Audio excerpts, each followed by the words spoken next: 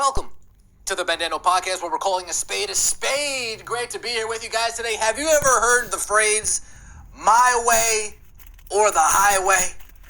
You do it how I want it to be done, or we're not doing it at all. I'll take my ball and go home.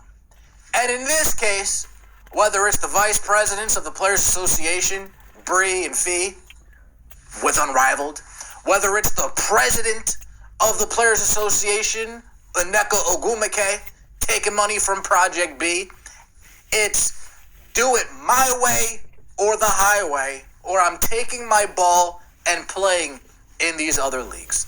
The most recent offer proposed by the league to the players, multiple contracts, multiple max contracts worth over $1.1 million. Minimum salary raising to around $220,000. The average salary within the league sitting at around $460,000. No, that's not good enough because it's not my way. I want it to be done my way. Now, I'm not sure if these players understand what a negotiation is, but it's you give up something, I give up something. You give up something, I give up something. These players don't want to negotiate. They don't want to compromise. They want it their way. Shout out to Burger King. Have it your way? Yeah, they want it their way. Like the video, comment, and subscribe. Let's get right into it. Alexa Filippo, reporter for ESPN. Wnba Players Association doesn't see proposed $1.1 million max salary as moving negotiations forward. They don't think that that's moving it forward. They don't think that hearing reports of $850,000 now increasing to over $1 million isn't moving it forward. What exactly would be moving it forward in your estimation if that is not it? Oh, it's meeting all of your demands. Again, this is a demand. This is a do what I demand, do what I want, or we're not playing ball. Simple as that. Of course, the video is going to go away as soon as I click on it. This is Alexa Filippo from ESPN speaking about the latest negotiations when it comes to the players and how they responded to this deal. Do it my way, or we're not going to do it at all. Again, the players now have nothing to lose. The big players in the association has nothing to lose. They got Project B. They have Unrivaled. They don't care about Juju Watkins coming in behind her. She could go kick rocks. We're trying to collect. We're coming to collect. Let's get right into it. The league brought us a new proposal to the table this week that included salary increases. How was that received by the players? Well, George, I'm hearing that the players and the WNBPA do not feel like this proposal moves things forward.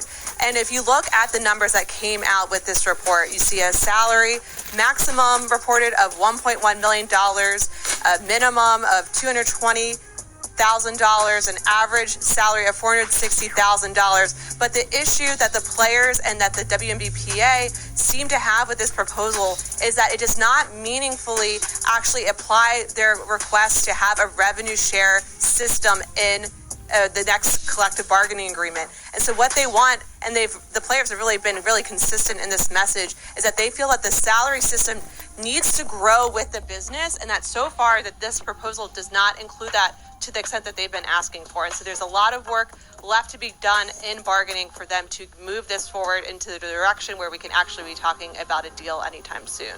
Alexa, do we know what that revenue share would look like? That is still something that has a lot of ambiguity around and is not yet clear to the players. And so that's another question that they're asking and want to get some. The players have said it multiple times. They want the same percentage as the men. They've said this multiple times. Kelsey Plum has said this multiple times. The same percentage as the men. 50-50, 49-51.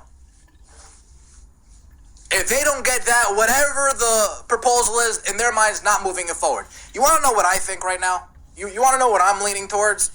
Because you look at the people in the negotiation rooms, you look at the leadership of the Players Association, these are players that missed out on the NIL era. These are players that missed out on the bag that these kids coming in now are getting. Caitlin Clark, Angel Reese, Paige Beckers. The new wave, Hannah Hidalgo, Full Wiley, Juju Watkins. They missed out on all that money, so now they've come to collect. Now they've come to collect. Pay us what you owe us because we missed out on the NIL era. We want what we are now owed. We don't want what we're worth. We don't want what we deserve. We want what we are owed from missing out on the NIL era. That's what I think. I also think they're not trying to negotiate. They slid a piece of paper with the demands. And if every demand's not met, in their mind, oh my gosh, I can't believe you're not even moving it forward. We're not even progressing at all.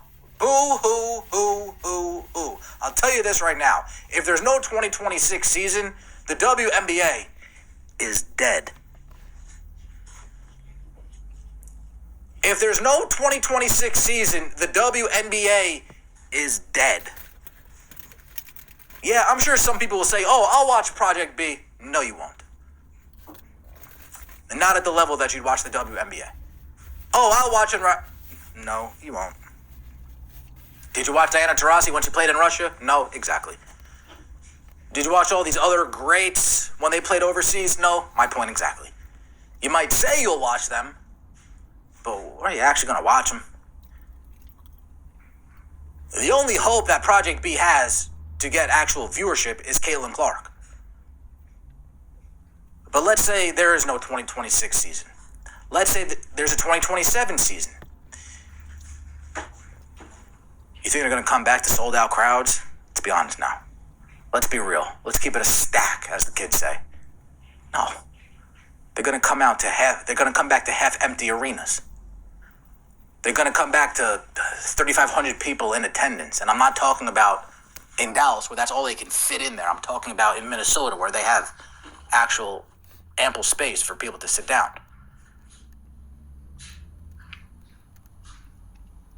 They're going to come back and get their pay. They're going to come back and get their money. But you know what the next complaint is going to be? Why aren't they watching us? Why aren't they watching us? The game's so great. Why aren't they watching us? This is the highest level of women's basketball. Why aren't they watching us? Boo-hoo-hoo. They hate us. They're misogynistic. Blah. They're just going to move to the next thing to complain about. If there's no 2026 season, how much more do these owners need to give up? Here, what if they reach out their hand? Here's a deal. The salary cap will grow with the business, but you ready, ladies? It will shrink with the business. Oh, well, that's not fair. That's not fair at all.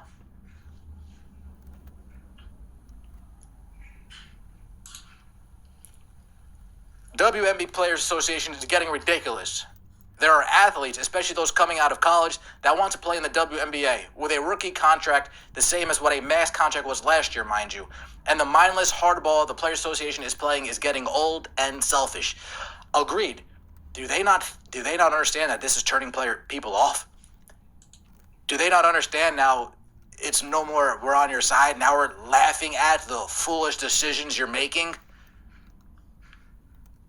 Notice how the sentiment shifted once Nafisa Collier made that little tangent speech? The temperature has kind of shifted to like, wait, huh? And then information comes out, oh, they're just want their demands. They're just holding the league hostage.